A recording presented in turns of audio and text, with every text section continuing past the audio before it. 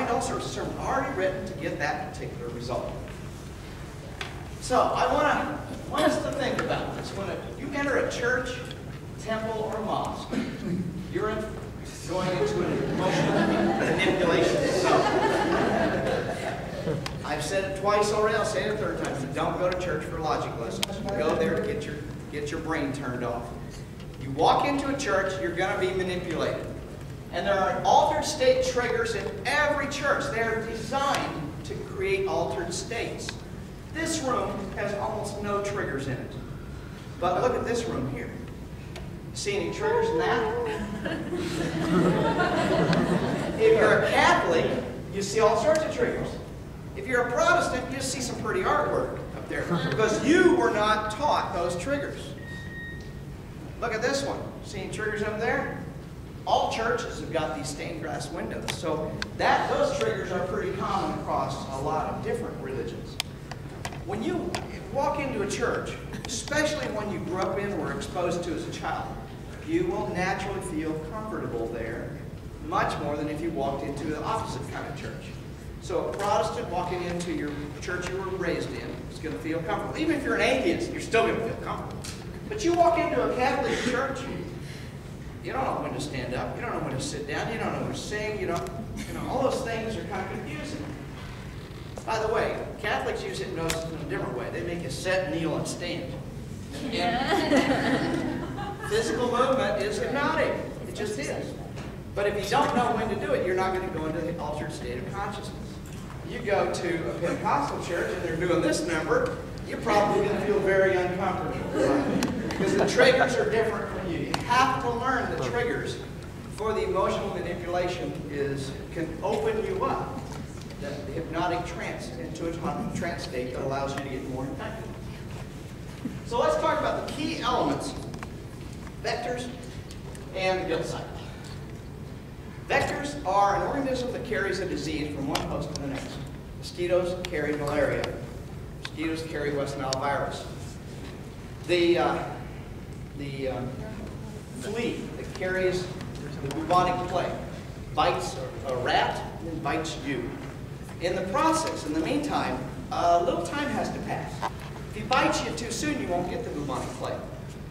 He has to have enough time for the bacteria to plug up the gut of the flea. The flea is going to have his gut plugged up so that when he bites the next person or victim, it can only vomit up. It can only regurgitate, which means bacteria are going to get out of the flea into you, and then the flea dies. Fleas die in the process of propagating the bubonic plague. Sometimes vectors have to die.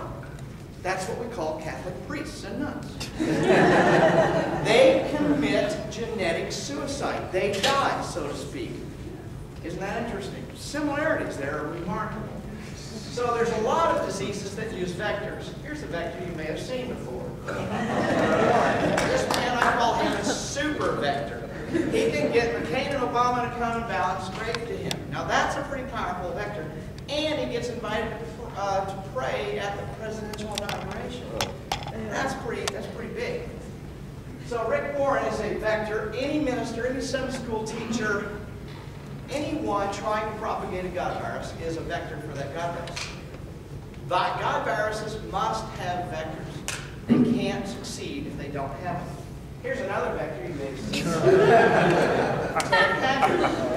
man that was bringing in thousands of people and billions of dollars into the evangelical movement. Now, people knew he was having problems. They knew he was behaving badly, but nobody reported it.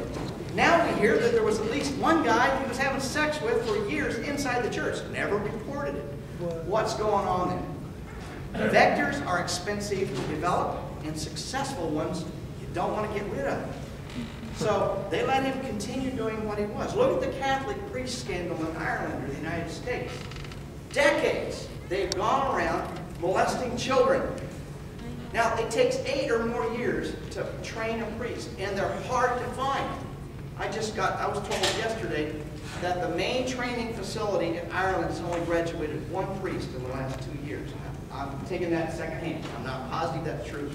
But that shows you how rare and difficult it is to find priests. So just because he's screwing a kid or something like that, doesn't mean you want to fire him. Now, if he takes money out of the till, yeah, you want to fire him there. But pedophile priests, no problem. Just transfer them to the next parish.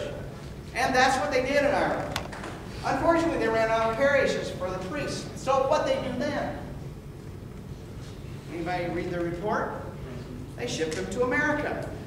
Catholic priests that didn't have a parish to go through got shipped over to America and continued their pedophile ways here. Of course, we're starting to see things are just unraveling. The poor Pope, you know, he's got a lot of answering to do, it appears, because he was someone in the middle of it.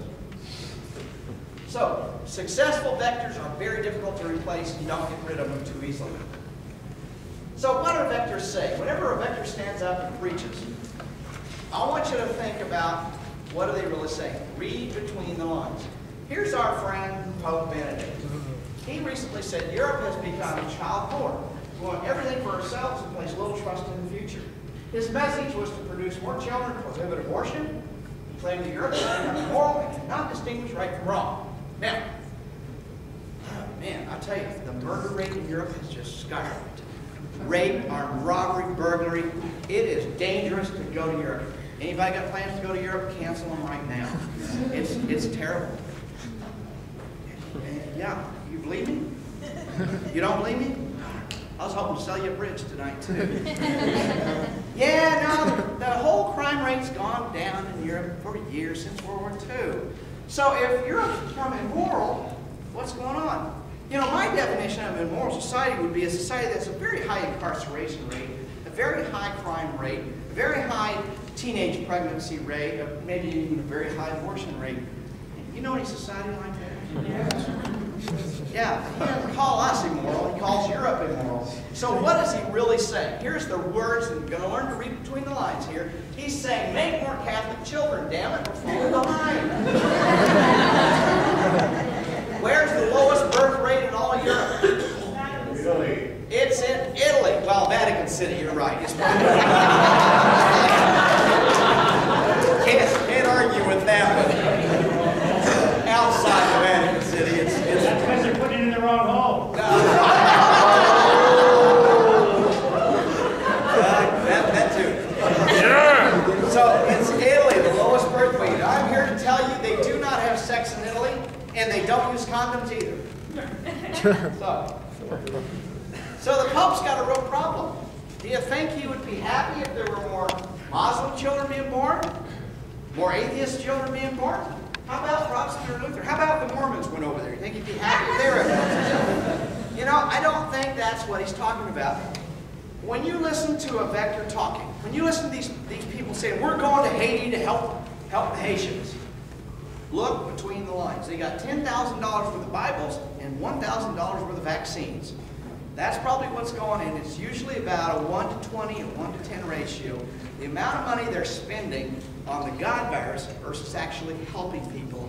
I have a chapter in my book that I call the 5% solution. You do a financial analysis of where the money goes to a church, 5 cents of it actually helps people. The rest goes to the God virus. So, guilt, the primary infection strategy. What I want to do right now is have Mike make a few announcements. We're going to take a 5-minute break, and I mean just 5 minutes. Then we're going to come back and we're going to talk about guilt and sex. I promise you. And then I'll take questions after that. Okay, but just 5 minutes. I find that I learned in graduate school as the bladder fills up, the brain shuts down. We don't want that to happen. Be back in 5 minutes. I got 8:36, but wait. Mike, where are you, Mike? Mike. Okay, Mike's going to make Hurry one up, or two Mike. announcements. Yeah, really quick, the Rebel Secular Student Society, our next event is on Tuesday, April 27th. Get your calendars out. It's Tuesday, April 27th in the SU Theater, the Student Union Theater, at 7:15 again. And that event is going to be a debate on morality and secularism. So be sure to come to that. And also, after this, Darrel and the RSSS are going to the Freakin' Frog for some discussion and just have some drinks, whatever. So you're all invited to come. And if you want to join the Rebel Secular Student Society, make sure you fill out one of our brochures or join our Facebook group for more information on events like this. Thanks. Okay. 5 minutes, I got 8:30.